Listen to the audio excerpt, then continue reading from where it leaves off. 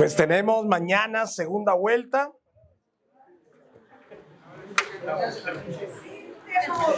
Por favor, en la iglesia no hacemos proselitismo. Eso sí la tenemos clara. Enseñamos lo que dice la Biblia, los valores, los principios, sus mandamientos, sus promesas, pero no hacemos proselitismo político en la iglesia. Esa siempre ha sido nuestra política. Y creo que está bien. En la Biblia encontramos, ese es el ejemplo que Dios dio con los profetas en el Antiguo Testamento, hasta el mismo Jesús, cuando lo quisieron hacer rey, él dijo una cosa clara. ¿Se acuerdan qué dijo Jesús?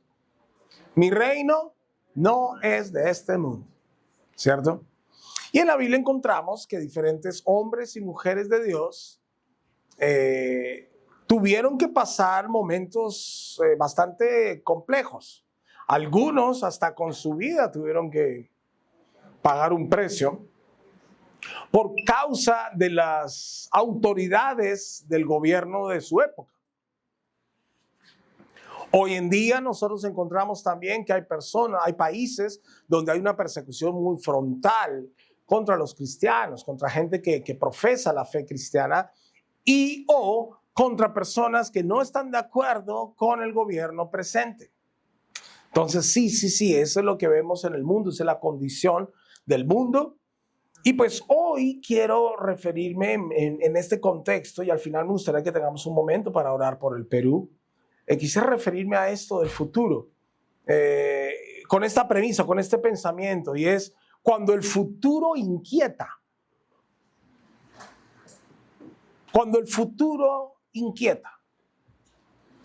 Y es que muchas veces nos preocupamos hasta demasiado por el futuro. El futuro nos inquieta, nos preocupa, ¿no? Y por eso es que hay muchos planes para el futuro.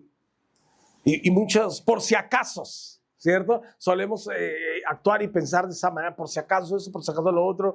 Y pues sí, el mundo también en el que vivimos, se habla de pensión para el futuro, se habla de inversiones, pensando en el futuro, de guardar pan para mayo, etcétera, etcétera. Y lo cual está muy bien tener siempre un plan. Sin embargo, nosotros no tenemos control del futuro. El futuro está única y exclusivamente en las manos de Dios.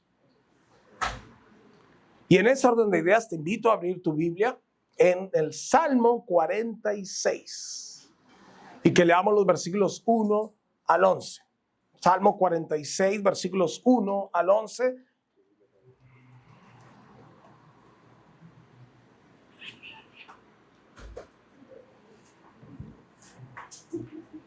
Dios es nuestro refugio y nuestra fuerza. Siempre está dispuesto a ayudar en tiempos de dificultad. Por lo tanto, no temeremos cuando vengan terremotos y las montañas se derrumben en el mar. Que rujan los océanos y hagan espuma. Que tiemblen las montañas mientras suben las aguas. Un río trae gozo a la ciudad de nuestro Dios, el hogar sagrado del Altísimo. Dios habita en esa ciudad. No puede ser destruido. En cuanto despunte el día, Dios la protegerá. Las naciones se encuentran en un caos y sus reinos se desmoronan.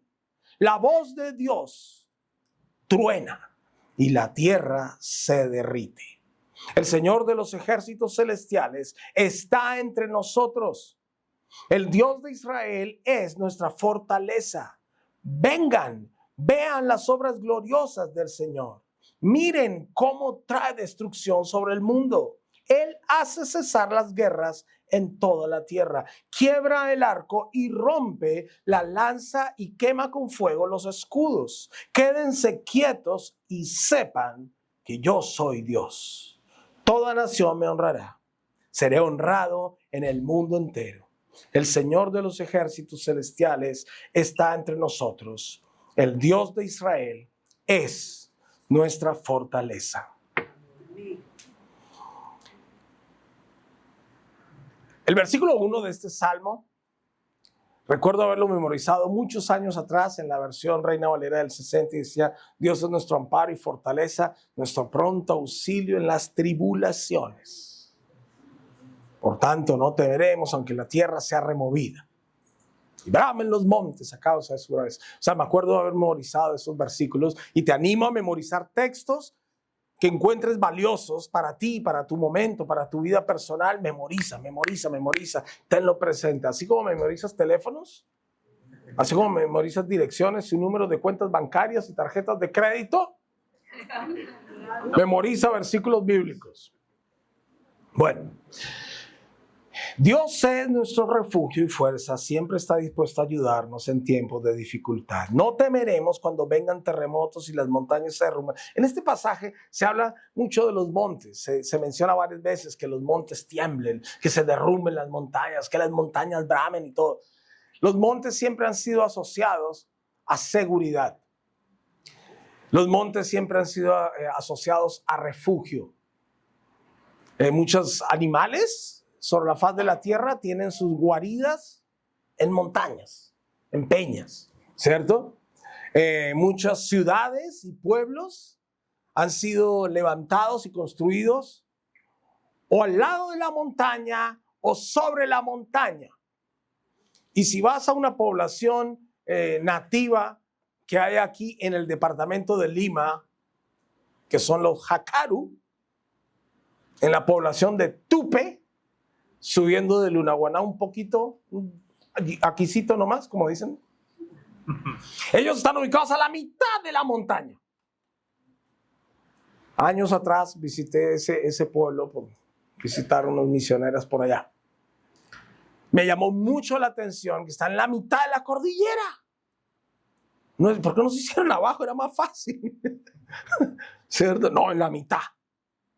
Entonces hay poblaciones que están en la mitad de la cordillera. Eso sí, bueno, un dato curioso porque ya desperté ahí como la curiosidad de ustedes. ¿Sabe qué no hay en ese lugar? En ese pueblo, en Tupe.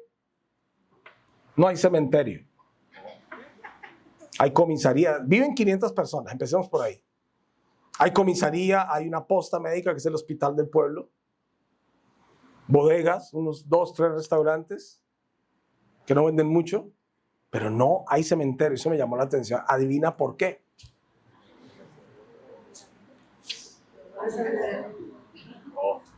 Cuando alguien se muere,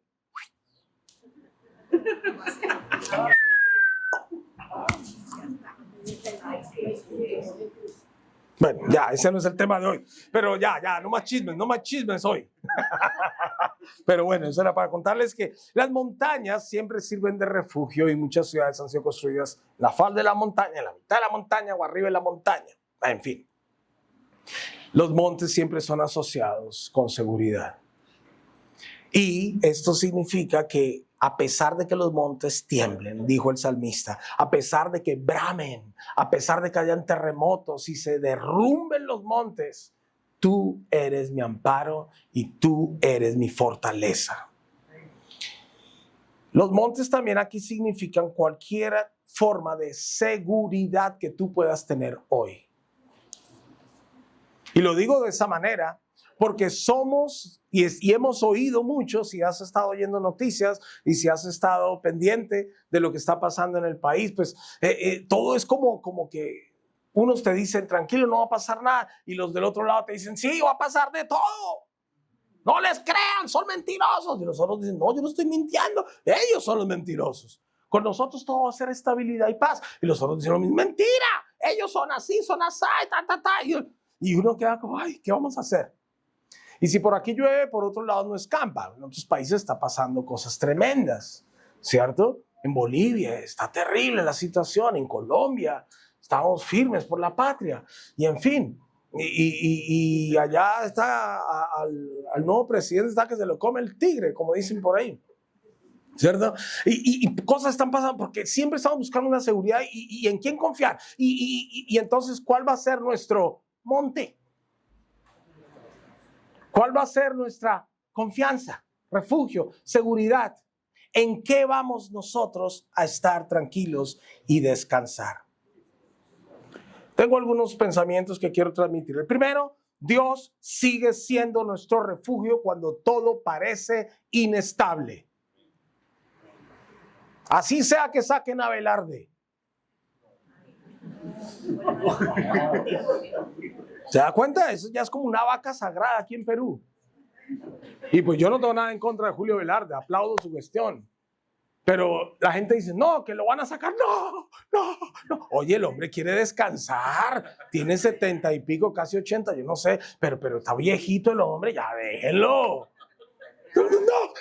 No te vayas, Velarde, no te vayas. O sea, el Perú haciendo de Velarde su seguridad. Y los cristianos también. Bueno, Dios sigue siendo nuestro refugio cuando parece que todo es inestable. Dios es nuestro amparo y fortaleza. Nuestra seguridad no puede depender únicamente o de un candidato, o de un partido, o de una persona, o de una agrupación. Tu seguridad no puede depender de esto.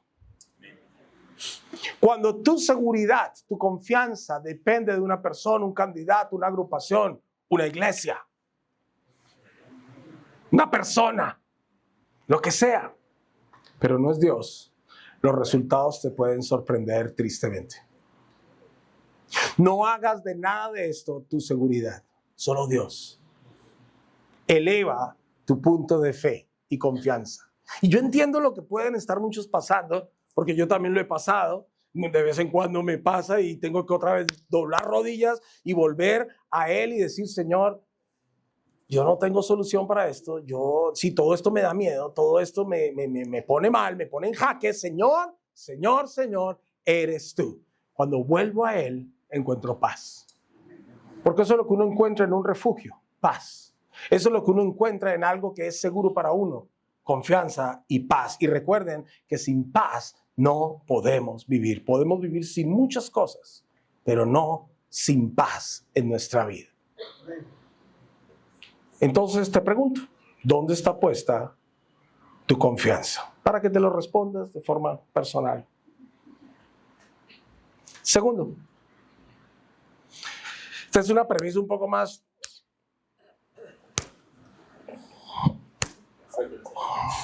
El pueblo de Dios, la iglesia, no debe vivir gobernada por el miedo.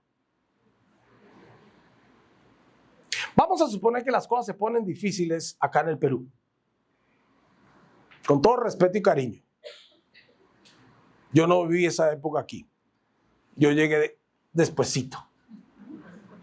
Pero cuando, mejor dicho, entre nosotros, los menores de 30 años, levanten la mano. ¿Dónde están? De 35, ya, démosle un margen más alto.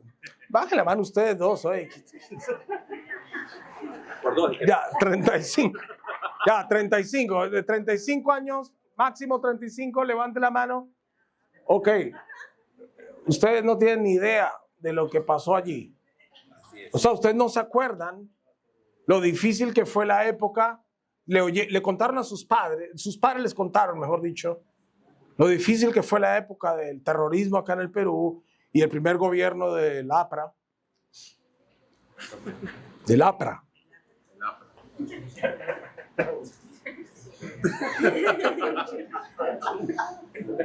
Cuando yo me enteré, yo dije, wow, pero yo no era consciente. En esa época, pues, menores de 35 años no tienen ni idea, no lo vivieron.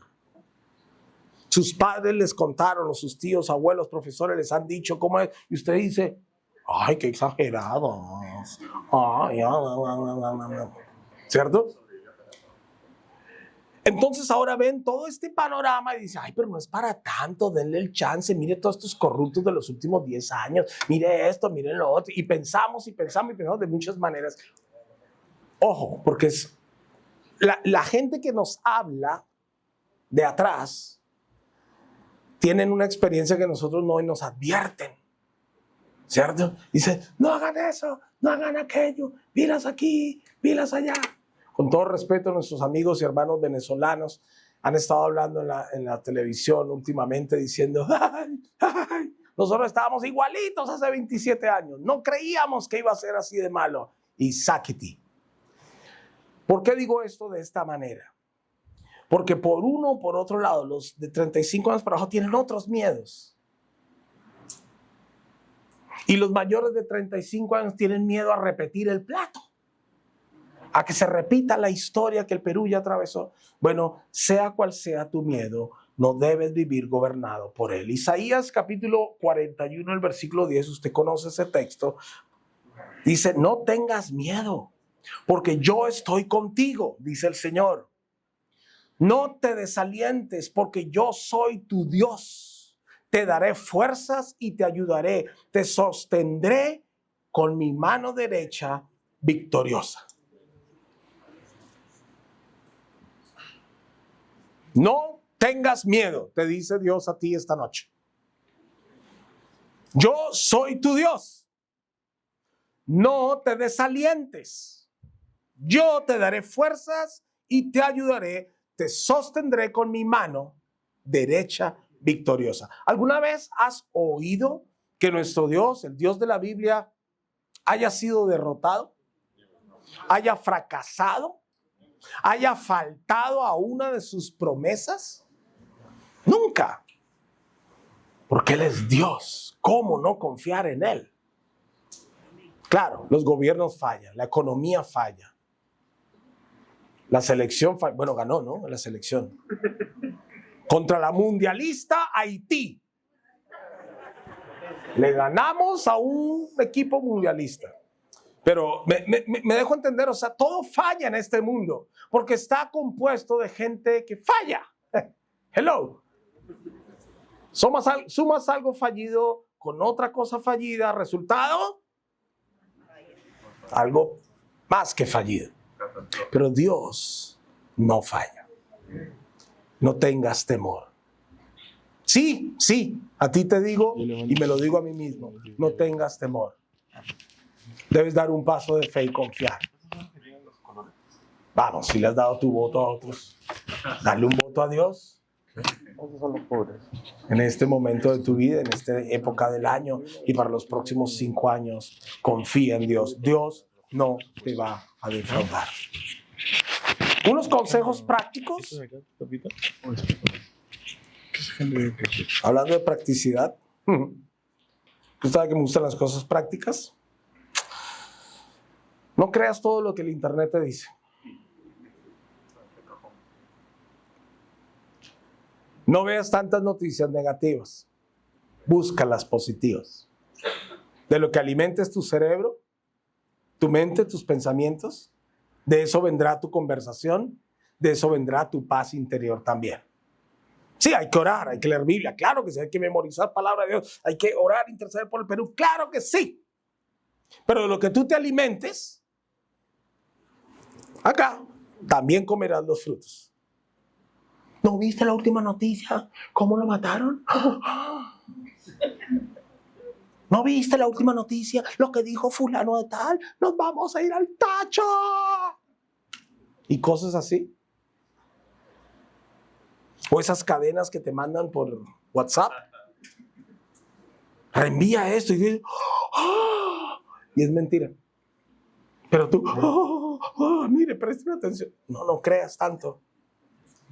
No tomes decisiones importantes impulsadas por el pánico, el miedo y la desesperación. Decisiones importantes se toman en oración y en paz, en consejo. Tercero, una tercera idea que quiero compartir hoy. Los gobiernos son temporales y el reino de Dios eterno. Amén. Aleluya. Los gobiernos son temporales. Quede quien quede mañana, solo estará 5 años. Amén.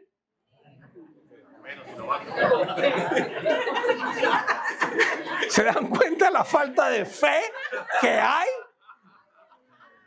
Va a estar 5 años.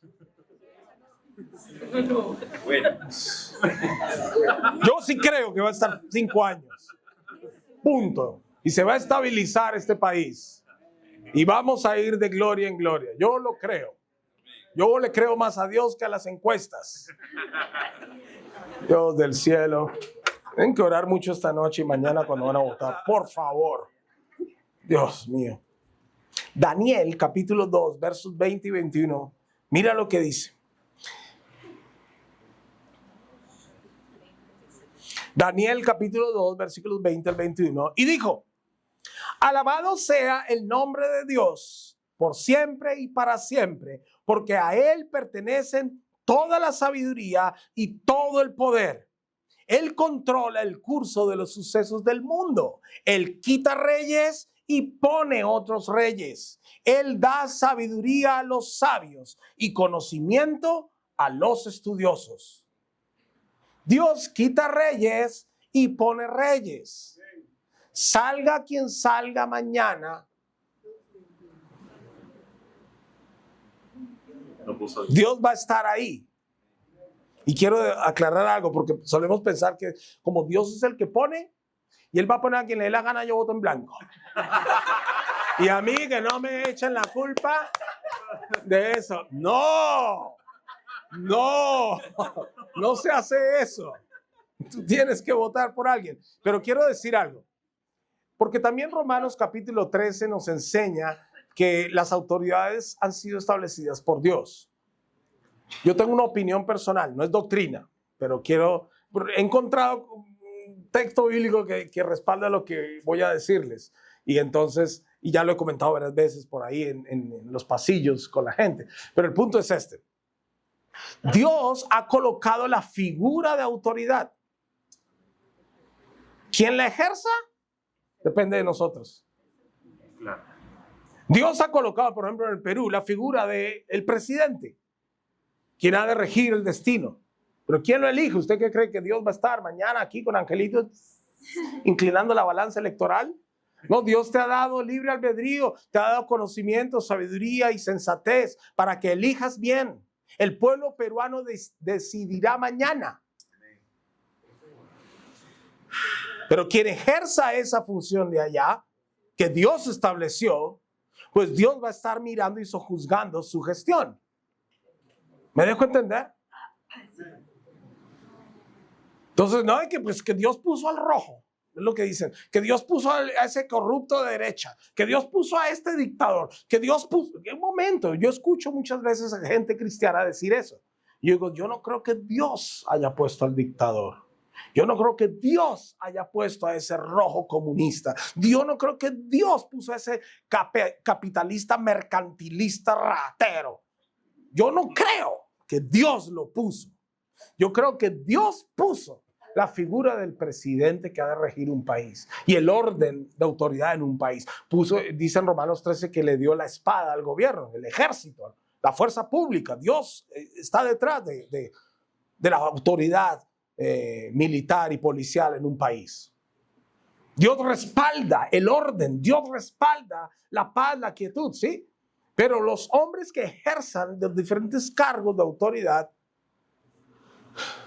y más en países democráticos, son elegidos por el pueblo. El pueblo tiene que pensar y votar bien. Tiene que mirar bien los proyectos de gobierno, los programas, y elegir bien. Y eso debe hacer todo el mundo, incluyendo los cristianos. Pero además los cristianos, además de hacer eso, deben orar y pedir sabiduría a Dios para ver cuál de los dos programas de gobierno concuerda más y mejor con su voluntad escrita en la Biblia.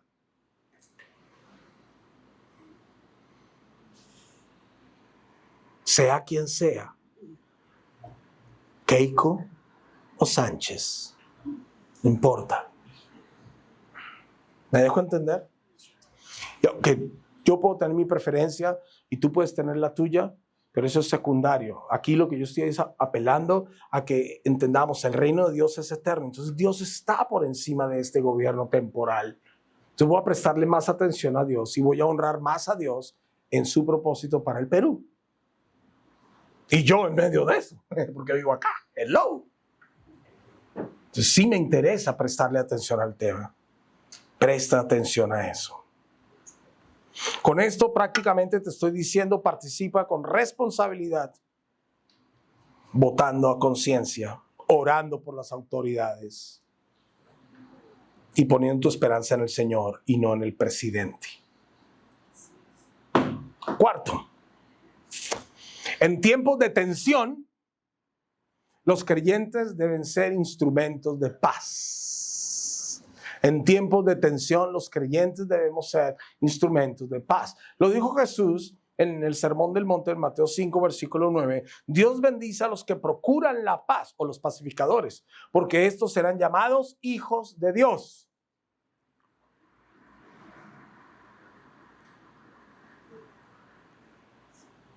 Por eso es que yo a veces me contrarío un poco cuando escucho a muchos cristianos, gente que es cristiana, que es creyente, que quiere salir a protestar tirando piedra por allá.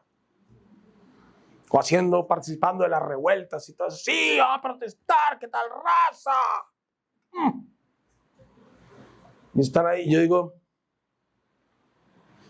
no sé si esa debe ser la posición, la actitud y el lugar de un creyente, que es llamado a ser instrumento de paz. ¿Me dejo entender? O sea, cristianos revoltosos, no, eso no es bíblico.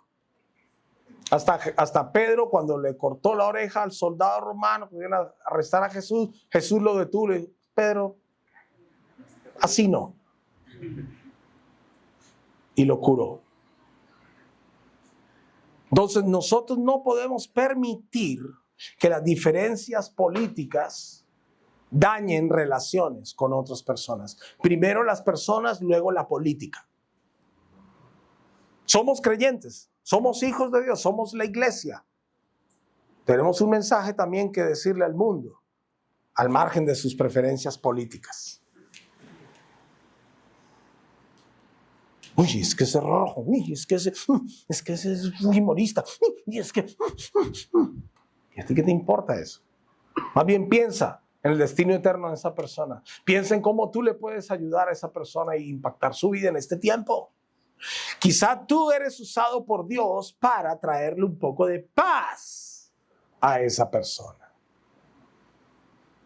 Con una oración. Con unas palabras de enfoque y sensatez. ¿Por qué no?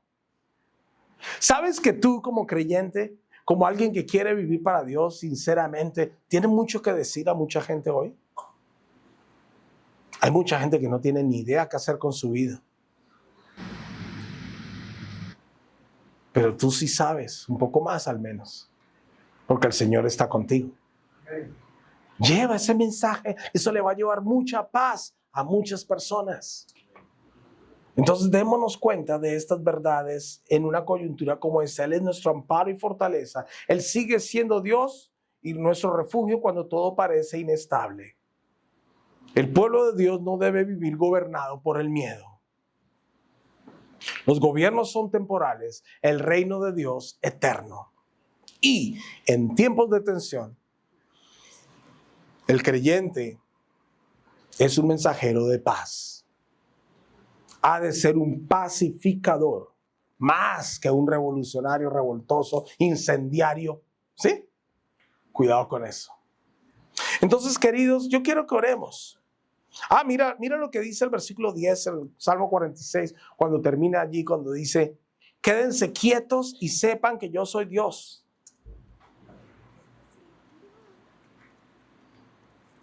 Toda nación me honrará, seré honrado en el mundo entero, dijo el salmista.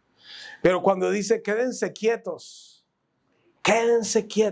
y sepan que yo soy Dios.